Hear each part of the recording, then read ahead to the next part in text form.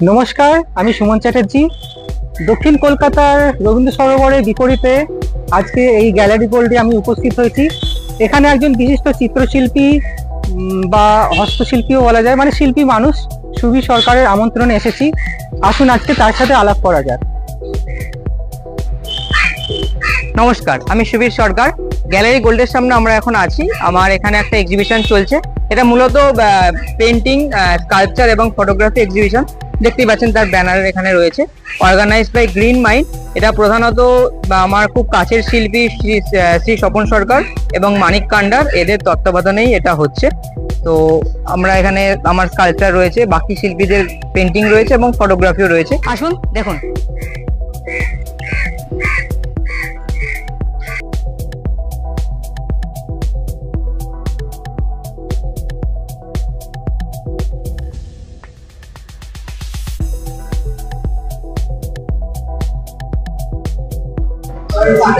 এই আমাদের গ্যালারি, এখানে মূলত পেন্টিং এবং স্কাল্পচার এবং ফটোগ্রাফি আছে।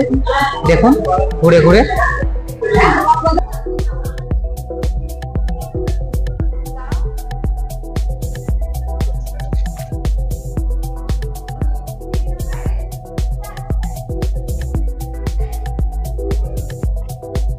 ইনি হচ্ছেন আমার খুব কাছের দাদা শ্রী স্বপন সরকার।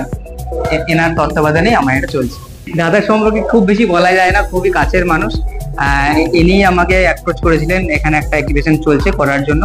তো অবশ্যই খুবই ভালো পরিবেশ, খুবই ভালো লাগছে এবং ছবি তো অসাধারণ। আপনারা দেখুন, অবশ্যই ভালো লাগবে, আমার আলাদা করে কিছু বলতে হবে না। আর এখানে আমার একটাই স্কাল্পচার রয়েছে, সেটা আমরা দেখতে পাবেন একটু পরেই। তো স্বপনদা কিছু বলো। আমি আজকে আমাদের এই এক্সিবিশনটার নাম হচ্ছে আমার মা, এবং এক্সিবিশন এটা আমরা যেটা তৈরি করি তার যে গ্রুপের নাম হচ্ছে গ্রিন মাইন্ড।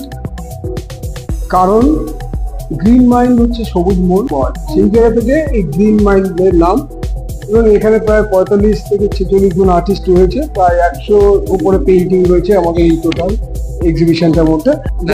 আজকে যে আমাদের এই এক্সিবিশনে এই 3 দিন ধরে যে চলছে, এবং প্রত্যেক দিনই কেউ না কেউ আসছেন এবং প্রত্যেকেরই ভালো লাগছে এবং কোয়ারি হচ্ছে, ছবি সকলেরই একটা ভালো লাগে। তবু আমি যা দেখছি যে আমাদের কিন্তু এই এক্সিবিশনে অনেক ভালো ছবির একটা গুণগত মান কিন্তু অনেক ভালো লাগছে, এটা আমি বলবো। কারণ এবং দুর্গাকে এখানে কিন্তু অনেকে মা এবং যে মায়ের নিজের মায়ের সাথে যে মা এবং বোন বা দিদি, আজকে মা দুর্গা মানে শুধু দুর্গার প্রতিমা এরকম এঁকেছে না, প্রকৃতিকেও অনেকে কিন্তু এখানে পেন্টিংয়ে দেখা দিয়েছে। সেখানে আমার মনে হচ্ছে এখানে সবাই খুব ভালো লাগবে এক্সিবিশনে আসলে, এবং সবার আসলে এবং দেখে উপভোগ করতে পারবে এবং নতুনত্ব কিছু পাবে, এটুকুন আমি আশাবাদী। নমস্কার, আমি স্বপন সরকার। এই হচ্ছে আমার দেখতে পাচ্ছেন স্কাল্পচার। এটা একটু অন্যরকম ভাবনায় করা, ইলেকট্রনিক্স কম্পোনেন্ট দিয়ে বানানো। এটা আমার ভাবনাটা হচ্ছে ফিউচারিস্টিক রোবট। কিরকম ব্যাপারটা, আমাদের ফিউচারটা আস্তে আস্তে রোবোটিক হয়ে পড়ছে, এআই চলে আসছে, বিভিন্ন যান্ত্রিক জিনিসপত্র আমরা ইউজ করছি। তো সেই ভাবনা থেকে আমার এই ভাবনাটা এসছে যে আমাদের ফিউচার, ধরুন আজ থেকে 50 বছর পর বা 100 বছর পর যদি হিউম্যান না থাকে, কোনো রোবট এসে যায়, মানে যেটা আমরা এআই নিয়ে বলি, মানে তর্ক বিতর্কের গল্প আছে এআই নিয়ে, সেদিকে যাচ্ছি না। তো সেই যদি রোবট আসে, সেই ভাবনায় কিরকম সেই রোবটটা হতে পারে, সেই ভাবনা থেকে এটা। এবং এটার যদি ডিটেলসে যাই, দেখতে পাবেন এর মাথার খুলিটা খোলা এবং এইখান থেকে তার ব্রেনটা বাইরে রাখা। ব্রেন বলবেন বা প্রসেসর বা মেন যে মাথা সেটা বলতে পারেন। এটা কি ক্ষেত্রে, আমাদের মানুষের মাথার কোনো ডেটা ইরেজেবল নয়, আমরা মনে রাখলে মনে রাখতে পারি, কিন্তু সেটা পুরোপুরি ভুলতে পারি না। কিন্তু আমার ভাবনায় ফিউচারটা এরকম হতে পারে যে তার ব্রেন থেকে, মানে মাথা থেকে ব্রেনটাকে বের করে তার জিনিসপত্র ইরেজ করা যাবে, নতুন মাল মানে ডাটা ঢুকিয়ে পুরনো ডাটা ইরেজ করে দেওয়া যাবে। এরকম ভাবনা থেকে এটা আমার করা। এটা সম্পূর্ণ ইলেকট্রনিক্স কম্পোনেন্ট দিয়েই বানানো। হ্যাঁ, এই ভাবনাটা অ্যাকচুয়ালি আমার মাথায় কিভাবে এলো, অ্যাকচুয়ালি তো আমি ছবি আঁকি, চিত্রশিল্পী, ছবি অ্যাকচুয়ালি এতদিন ধরে এঁকে এসেছি। তো সেইখান থেকে একটু মনে হলো ভিন্ন যদি কিছু করা যায়, বা সেটা বলতে গেলে একটু পিছনে যেতে হবে আমাদের। আমার পড়াশোনাটা ইলেকট্রনিক্স অনার্স নিয়ে আশুতোষ কলেজ থেকে গ্র্যাজুয়েশন করা। তো সেইখান থেকে আমার ইলেকট্রনিক্সটা আমার জানা ছিল। তারপর থেকে ছবি আঁকা শুরু করি, বিভিন্ন গ্যালারিতে এক্সিবিশন করি। এরম করতে করতে একদিন মনে হলো যে ইলেকট্রনিক্স যেহেতু আমার পড়া, গ্র্যাজুয়েশন করা, তো সেইটাকে দিয়ে আর আর্ট বা চিত্র যেটাকে যদি মিশিয়ে দেওয়া যায় তাহলে ইউনিক কিছু হতে পারে হয়তো।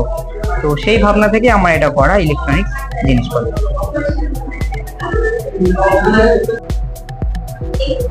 আমি শঙ্কর মণ্ডল, আমি বনগাঁ থেকে এসেছি। বনগাঁ একটি সীমান্ত শহর। আমার ছবিটা মূলত স্বপনদা, শিল্পী স্বপন সরকারের আমন্ত্রণে আমরা এসেছি। স্বপনদার এবারের থিম হচ্ছে মা। তো এখানে আমার ছবির মূল বিষয় হচ্ছে যে মায়ের বিপন্নতা।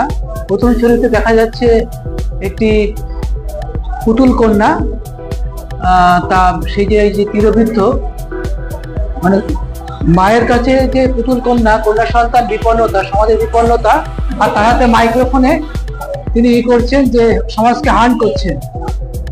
আর এইটা হচ্ছে এই যে আমাদের সমাজে যে নারীরা তীরবৃদ্ধ, হ্যাঁ, অনেকগুলো মায়ের বউ এগুলো তো তীরবৃদ্ধ, আমি সেটাই বোঝানোর চেষ্টা করেছি। আমার নাম শেখ আবির রহমান, আমি ক্লাস 8-এ পড়ি। আমি এখানে আমার এই পেন্টিং গুলো দিয়েছি, আর মানে আমার খুবই ভালো লাগছে এখানে দিয়ে পেন্টিং গুলো। হ্যাঁ, এক্সিবিশনে খুব মানে এখানে অনেক নামও হচ্ছে আমার, যাই। আর হ্যাঁ, এই 3টে। হ্যাঁ হ্যাঁ, মানে ওই মানে মাকে আমরা কেমন ভাবে দেখি সেই ভিউতে এঁকেছি। আর এগুলো একটু মানে আমার নিজস্ব আঁকা। হ্যাঁ হ্যাঁ, তারপরে এটা জাস্ট একটা মানে আমার মানে এমনি থট হিসাবে এঁকেছিলাম। না, ওগুলো আমার। হ্যাঁ,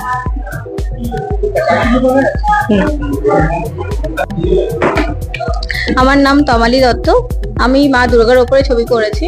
এটা আমার খুব পছন্দের একটা ছবি। আমি মা দুর্গার রূপটাই তুলে ধরার চেষ্টা করেছি, একটা রিয়েলিস্টিক ছবি আনার চেষ্টা করেছিলাম। জানি না কতটা সফলতা পেয়েছি, করার চেষ্টা করেছি।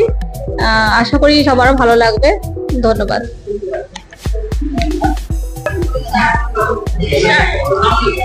আমার নাম নেহা বর, আমি বালিতে থাকি। এটা আমার দুর্গার উপর একটি কাজ। এই শোটা যেহেতু আমার দুর্গার উপর, তাই জন্য আমি আমার মনের মতো করে একটি দেবী চন্দ্রঘণ্টার রূপ আমি মানে তুলে ধরেছি। তো এই কাজটা করতে অনেকটাই সময় লেগেছিল। এবার যদি জানি না মানে দর্শকদের কেমন লেগেছে, কিন্তু আমার মতে হ্যাঁ, মানে যা করেছি তার থেকে আরেকটু বেটার আমি করতে পারতাম। ধন্যবাদ। আমাদের এক্সিবিশন আজকেই শেষ, তো এখনো আপনারা যারা এসে ওঠেননি তারা পরে ভিডিওতেই দেখতে পাবেন। তো নমস্কার। হ্যাঁ, আমি অলকানন্দা দাস। এই গ্রিন মাইন্ড যে গ্রুপটি আছে, গ্রুপের সাথে আমি এক্সিবিশন করছি। এটা গ্রিন মাইন্ডের 3য় এক্সিবিশন। এখানে আমার এক্সিবিশনের বিষয়বস্তু হলো আমার মা। সুতরাং আমরা মাকে নিয়েই ছবিগুলো করার চেষ্টা করেছি। এখানে আমার ছবিতে মা দুর্গাকেই রিপ্রেজেন্ট করেছি, কিন্তু একটু অন্য রূপে, মা দুর্গার প্রতিবাদী রূপে রিপ্রেজেন্ট করেছি। আশা করি এই ছবিগুলো সবার ভালো লাগবে।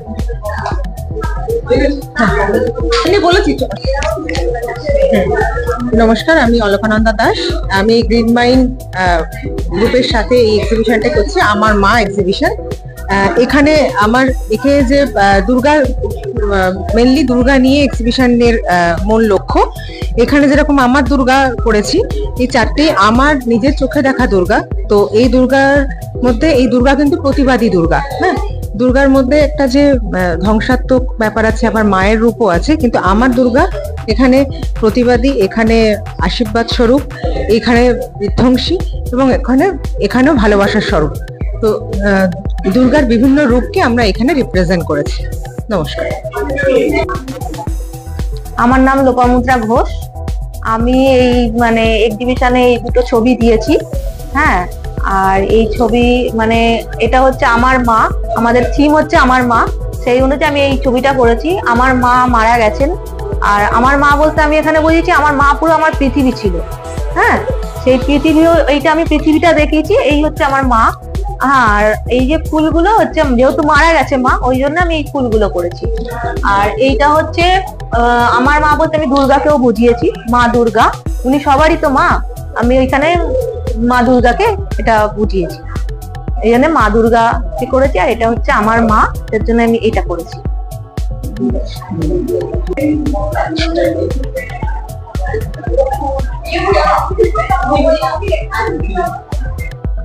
মানিক কান্ডার বলছি, শিল্পী মানিক কান্ডার। তো এটা আমার ছবি, এটা একটা অ্যাবস্ট্রাক্ট ফর্মে, ঠিক আছে। এই ছবিটা হচ্ছে একটা যৌবনের একটা খেলা আছে এখানে, মানে যখন ছেলেমেয়েরা তাদের একটা বয়সে থাকে, সেই বয়সটাকে তারা এমন ভাবে করে যেন মনে হয় যে পৃথিবীটা তাদের মধ্যে মিশে যায়, কিন্তু সেই যৌবনটার মধ্যে জড়িয়ে আছে একটা অন্য ইজুম, যে ইজুমটা কি হচ্ছে, সে যে কোনো সময় ফেসে যেতে পারে, যে কোনো সময় তার এই জায়গাটা করে দিতে পারে। সেইটার উপরে এই ছবিটা আমার করা, যার জন্য ফিগারটাকে আমি এইভাবে দেখিয়েছি, এইভাবে কালারগুলো দেখিয়েছি। সবুজের মনের আনন্দটাকে নিয়েই এই উদ্যমটা নিয়ে এই কাজটা আমার করা হবে। এটাই আমার ছবির ক্যাপচার, এটাই আমি বলতে চাইছি। আর এটা বলতে চাইছি এক্সিবিশন গ্রিন মাইন্ডের, যদি আমি একজন সদস্য আছি, সেজন্য আমাকে গ্রিন মাইন্ডের এই এক্সিবিশনে পুরো যে ক্যাপশনটা দুর্গা নিয়ে আছে, দুর্গা হচ্ছে মা, মা বড় সংজ্ঞা, সেখানে আমি মাকে নিয়ে যে জায়গাটা দেখতে চাইছি, সেই সব শিল্পীর মধ্যে সেই মায়ের চিন্তা ভাবনাটা নিয়ে এই কাজটা আমি করেছে। সবাই অসাধারণ ভাবে ফুটিয়ে তুলেছে। সব থেকে ভালো লেগেছে যে এত শিল্পী বিভিন্ন রকম ভাবে বিভিন্ন জায়গায় বিভিন্ন রকম ভাবে দেখিয়ে দিয়েছে যে মায়ের কি রকম রূপ হতে পারে। এই জায়গাটা সব থেকে আমার কাছে ভালো লেগেছে। আশা করছি আগামী দিনে আমরা আরো গ্রিন মাইন্ড থেকে ভালো ভালো প্রোগ্রামগুলো করার চেষ্টা করব এবং সেখান থেকে আরো নতুন সৃষ্টি সবার দরবারে তুলে ধরতে পারবো। এটাই আমার। নমস্কার।